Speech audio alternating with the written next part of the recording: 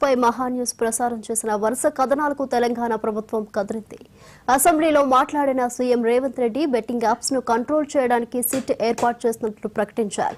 Cyber నేరాల పట్ల ప్రభుత్వం కఠినంగా ఉంటుందన్న CM Revanth Reddy online betting అంతర్జాతీయ స్థాయి నేరంగా మారిందని గుర్తు చేశారు.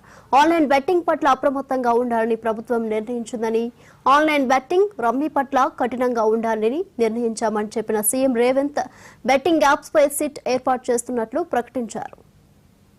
ఆన్లైన్ బెట్టింగ్ మీద, అదే విధంగా ఈ బెట్టింగ్ యాప్ల మీద, ఆన్లైన్ రమ్మీ గేమ్ల మీద ప్రభుత్వం చర్యలు తీసుకోవాలి. పేదలకు తీరని నష్టం జరుగుతుంది. రాష్ట్ర ప్రభుత్వం స్పష్టంగా బెట్టింగ్ యాప్లు కానీ, ఆన్లైన్ బెట్టింగ్ కానీ, ఆన్లైన్ రమ్మీ గేమ్ల పట్ల అప్రమత్తంగా ఉండడమే కాదు, కఠినంగా వ్యవహరించాలని ఈరోజు రాష్ట్ర ప్రభుత్వం నిర్ణయం తీసుకున్నది. దీన్ని నిరోధించడానికి, నిషేధించడానికి అవసరమైన చర్యలు తీసుకోవడానికి ఒక స్పెషల్ ఇన్వెస్టిగేషన్ టీం, వీలైతే సిబిసిఐడి కానీ లేకపోతే అధికారులతో సమీక్ష చేసిన తర్వాత ఒక స్పెషల్ ఇన్వెస్టిగేషన్ టీంని వేసి కఠినంగా వ్యవహరించాలని చెప్పి ఈరోజు రాష్ట్ర ప్రభుత్వం నిర్ణయం తీసుకున్నది. అధ్యక్ష, మేమేం అడుగుతాడో నడుస్తలేము. ఆయన అడుగుల్లో నడిస్తే మడుగులో పడతాం. ఆయన అడుగులో నడుస్తామంటే మడుగులో పడతాం, సడుగులు ఇరుగుతాయి. అధ్యక్ష, అట్లాంటి వాటి చేయం. అధ్యక్ష, సాంప్రదాయాలను పాటిస్తామని అంటున్నాం. అధ్యక్ష, నేను తమరి ద్వారా ఎవరైతే ఉన్నారో సభ్యులు ఎవరు ఆందోళన చెందాల్సిన పని లేదు. ఏ ఉప ఎన్నికలు రావు. వారి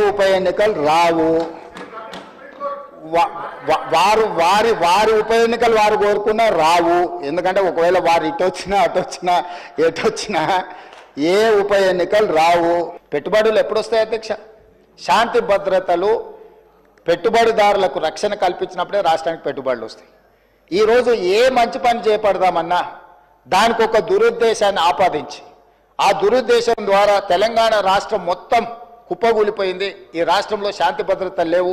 ఈ రాష్ట్రంలో మీరు పెట్టుబడులు పెట్టకండి, ఈ రాష్ట్రం దివాలా తీస్తేనే తప్ప మాకు సంతోషం కలగదు అన్నట్టుగా ఈరోజు మాట్లాడడం ఏమాత్రం సమంజసం కాదు. అధ్యక్ష, మీ స్వార్థం కోసం ఈ ప్రభుత్వం విఫలం చెందింది అని చిత్రీకరించాలన్న ఆలోచనతోని ప్రభుత్వం మీద, కాంగ్రెస్ పార్టీ మీద చేసే దాడిలో భాగంగా తెలంగాణ అభివృద్ధి మీద కూడా మీరు యాసిడ్ దాడులు చేసే పరిస్థితులు వచ్చినాయి. అధ్యక్ష, రేపు భవిష్యత్తులో మీరు అధికారంలోకి రావాలన్న ఆలోచన చేస్తున్నామని మీరు పదే చెప్తారు. చాలా దగ్గరలో వచ్చేసారి మేమే అధికారంలోకి వస్తామంటారు. మరి వచ్చేసారి మీరు అధికారంలోకి రావాలంటే రాష్ట్రం దివాలా తీసి, రాష్ట్రం మొత్తం తగలబడిపోయి, రాష్ట్రానికి పెట్టుబడులు రాకుండా వచ్చిన పెట్టుబడులు ఇతర రాష్ట్రాలకు తరలిపోయి, ఇది జరిగితే ఈ రాష్ట్రానికి ఏమైనా ప్రయోజనం చేకూరుస్తుందా? ఎందుకు విఘ్నతతోని 10 సంవత్సరాలు ప్రభుత్వం నడిపారు. గతంలో కూడా 20 ఏళ్ళలో 30 ఏళ్ళలో మేము ప్రభుత్వంలో పనిచేసినాం, తెలంగాణ కోసం ఉద్యమాలు చేసినామని ఎవరైతే నాయకులు చెప్పుకుంటున్నారో, మీకు సోషల్ రెస్పాన్సిబిలిటీ లేదా? Only political responsibility, only power మాంగర్స్గా మీరు మారి అధికారం మాకు ఉండాలి, అధికారం పోతే ఒక క్షణం కూడా మేము భరించలేము, అధికారం లేకుంటే ఒక క్షణం కూడా మేము ఉండలేము అన్న విపరీతమైన పోకడలు ఏ రకంగా తెలంగాణ సమాజానికి మేలు చేస్తాయి? అధ్యక్ష, ఈరోజు ఈ రాష్ట్రాన్ని దేశానికే ఒక ఆదర్శ రాష్ట్రంగా తీర్చిదిద్ది అత్యధికంగా విదేశీ పెట్టుబడులను తీసుకొచ్చి ఈరోజు ఇన్ఫ్లేషన్ విషయంలో, ధరల నియంత్రణలో దేశంలో నెంబర్ 1 అధ్యక్ష. 1.3 ఇన్ఫ్లేషన్ ఉన్న రాష్ట్రము భారతదేశంలో ఏదైనా ఉందా అంటే తెలంగాణ.